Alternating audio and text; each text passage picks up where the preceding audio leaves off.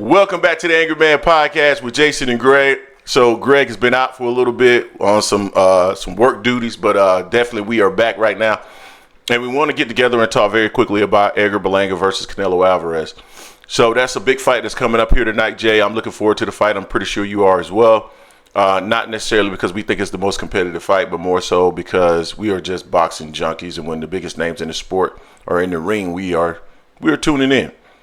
So we got Edgar Berlanga, which, I would say, Jay, that, neither one of us really wanted to necessarily see this fight. The big fight that we wanted to see at 168, of course, is versus David Benavidez. But at the end of the day, we got to fight. And so I want to talk about it. So, Jay, Edgar Berlanga, when I think about his chances in this fight, I mean, let's be realistic here, and I don't want to sugarcoat it. Realistically, I don't see Edgar Berlanga having much of a chance against Canelo Alvarez. Similarly to what we saw from Jaime Munguia, Edgar is open for punches. His defense really isn't up to par.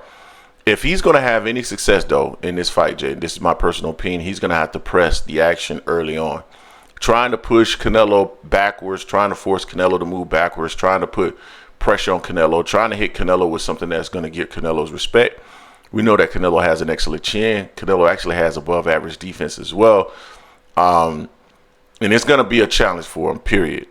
Just my personal opinion. I think there's a high probability that this fight ends early in favor of Canelo Alvarez.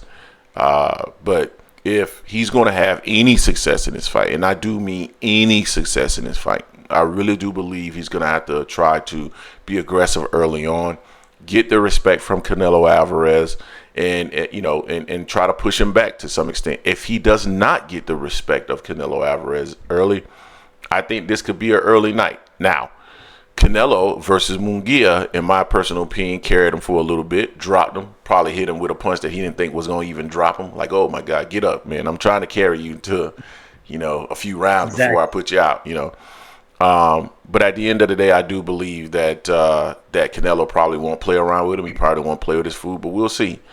Jay, what's your thoughts on the big fight coming up later tonight? Canelo Alvarez versus Edgar Berlanga. Yeah, I mean, exactly what you said, man. He's going to jump on him early. The only thing with that, he tries to jump on Canelo early, he's opened himself up to be counterpunched. Mm-hmm. And he's been countered several times in other fights. He got dropped like in 2021 like that as well. And he's been hurt several times by lesser competition. So I mean, he talked for this fight. He got the fight because Canelo picked him because he fit the narrative for Canelo. He fit the box that Canelo wants to fight. No similar to Munguia. There's with Munguia was his countryman. So to your point, he carried that fight. We all know he carried that fight. No different than Floyd carrying the fight with Conor McGregor. He could have got Munguia out there anytime he wanted to. And he carried him. He didn't throw as many punches. He let it just balled up, let Munguia throw some punches on his arms and stuff. And that was it, man. So this fight here, he ain't gonna do that with this. This is a rivalry. I put quotation mark because Edgar Berlanga is not the typical Puerto Rican fighter that the Puerto Ricans will back like that because he hasn't done nothing. He's not Miguel Cotto. He's not Tito Trinidad. He's not those beloved fighters like that. And he's not directly from the island as well. So I mean, he hasn't put it out there like that. I don't give him much of a chance neither because You sure he's not from African American descent? He says ninja a lot. That's I wouldn't even go there. But he might be as well. He got all the New York people for him. From what he says.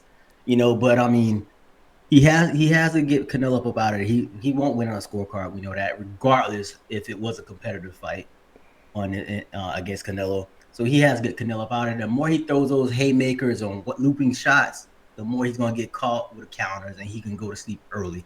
Both of them said it's going to be a knockout. He said he's going to knock Canelo out in 8 rounds. Canelo said he's going to get him up out of it in 6. I got to look at these odds, see what kind of money we might be able to make on the side from this fight here. Because it's not, honestly, when we look at it, it's not going to be a competitive fight. Canelo got more knockouts than this dude got fights. So, I mean, the experience is too different. Edgar is not on that level as of yet. He showed it his last few fights, you look at him, you're like, he talks a good game. You know what I'm saying? But also, his approach to this fight is all wrong. He's saying that, yeah, it's not about the speed, it's not about the strength, it's about ring IQ. Buddy, you ain't got that on over Canelo. You better use your strength, you better use your size. That's the only thing you got over Canelo is your youth. That's what you have on him. You better use it because you're not going to outthink Canelo in the ring. It's no way in hell you're going to outthink Canelo. I watched some of your other fights. You weren't outthinking those guys, really. And those guys were sea level compared to what Canelo's at. And everyone knows that watch this channel, they know Canelo's not my favorite fighter. I do not like him. I respect him in the ring. But it is what it is. This is gonna be a mismatch. Canelo gonna hurt this, but Canelo gonna hurt that boy. He gonna hurt him. I just think I personally think Berlanga is gonna come out guns blazing. I do. I actually think the first couple of rounds are going to be interesting. I think he has to, and I think he is. Because, and it's just based off of his style. It's based off what I've seen in the past. It's based off of really strategically the only advantage he would have, in terms of just trying to, to some extent be unpredictable in the ring for Canelo Alvarez, someone, to your point, who can outthink him. But I also think that it opens him up greatly for counter punches. And regardless of what people have said in the past, I know a lot of people want to say that Canelo doesn't really fight the way that he fights, or at least fought in the past. Canelo is really good at counterpunching, and he has the ability to counterpunch between those shots. So if Edgar Berlanga gets a little bit too reckless in the ring in terms of his attack, Canelo could set him up for a shot that puts him away. That's the reason why I believe there's a possibility that this fight could end early. At the same time, I know Canelo understands that Canelo's a smart guy. He understands that this is not necessarily the opponent that many wanted to see. With that being the case, you have to give people their money's worth. And so I believe he's going to some extent, put on a show, which means that I believe that there's a high probability that he could carry the fight for a little bit.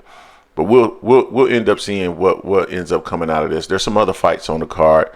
I'm looking forward to seeing Danny Garcia versus Israelandi Lara. Yeah.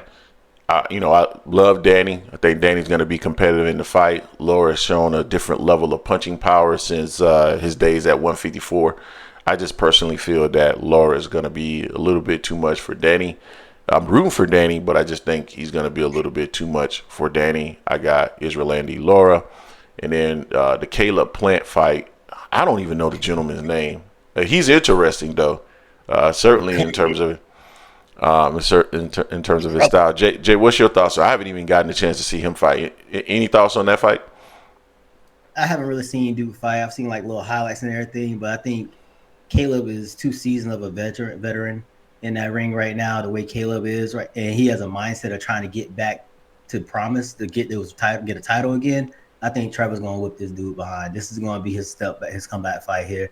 It's a puncher's chance. Everyone has a puncher's chance. A little bit back to Berlanga. Berlanga has a puncher's chance against Canelo, although we haven't seen Canelo hurt since pretty much he fought Miguel Cotto's brother. That was the last time I really remember seeing Canelo actually hurt in the ring like that. He fought Triple G, wasn't hurt in that fight really at all on any of those three fights.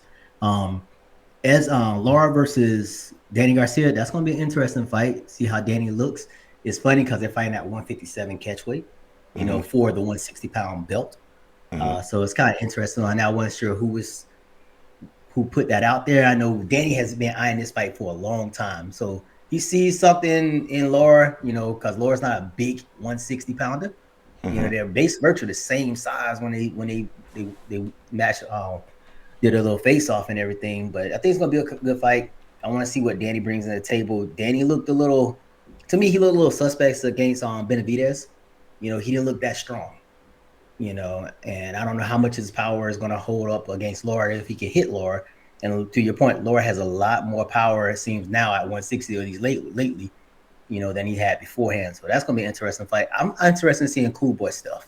I know he's going by Scooter now. No more Cool Boy stuff and everything. I want to see how Scooter comes back after that loss to Inouye last year. Yep, all interesting fights. You guys let us know what you think in the comments section. Don't forget to hate, like, comment, and subscribe. This is the Angry Man Podcast, AM Sports Media, and we are out.